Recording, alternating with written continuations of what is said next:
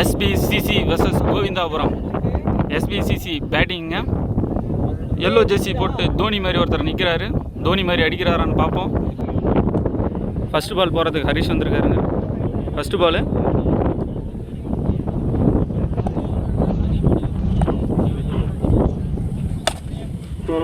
ரீச்சில் சொருகிருக்காருங்க. அந்த பாலை 2 ரன் ஓட முயற்சி.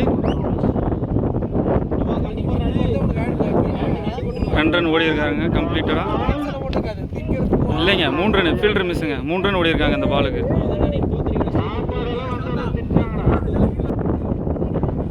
போகிறார் ஹரிஷ். லெஃப்ட் இருக்கு. ஸ்ட்ரெயிட்டில் அடிக்கப்பட்ட பந்து 1 ரன்னுங்க. த்ரோ வந்துருச்சு.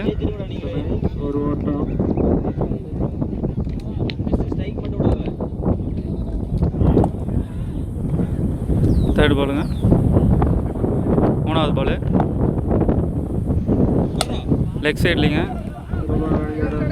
பால் போயிட்டே இருக்கு.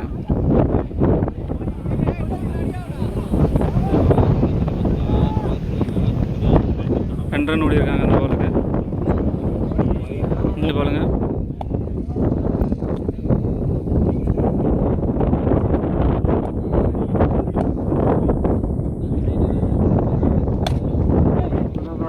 ஆஃப் திசையில் அடிக்கப்பட்ட பந்து அவுட்டுங்க. 1 ரன் அவுட்டு.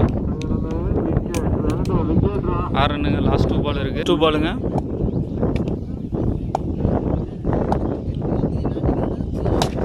மறுபடியும் லெக் சைடு அடிக்கப்பட்ட பந்து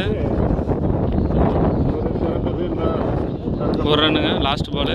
மொத்தம் 5 பாலுக்கு 7 ரன் வந்திருக்கு. லாஸ்ட் ஒரு பாலுக்கு எத்தனை ரன் வருதுன்னு பார்க்கலாம். 6ஆ 4ஆ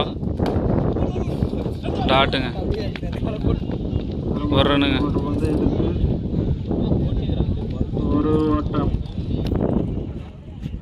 ஓவர் முடிவற்ற நிலையில் அணியின் எண்ணிக்கை 8ங்க. ஃபஸ்ட்டு பாலுங்க போட்டாருங்க. ஒரே பாலில் மேட்சை முடிச்சுட்டு போயிட்டேன்ட்டாருங்க. என்னங்க இது 6 வாங்க ரோட்டுக்கே போயிடுச்சுங்க. ஃபீல்டர் நின்று பார்த்துட்டு இருக்காரு. 10க்கு நோ பால் வேறீங்களா?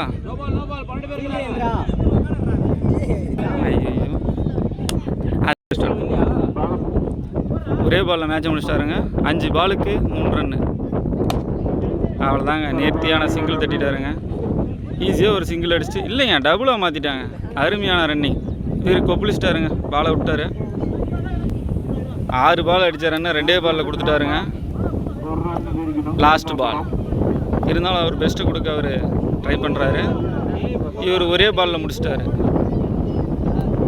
லாஸ்ட் 1 பால்.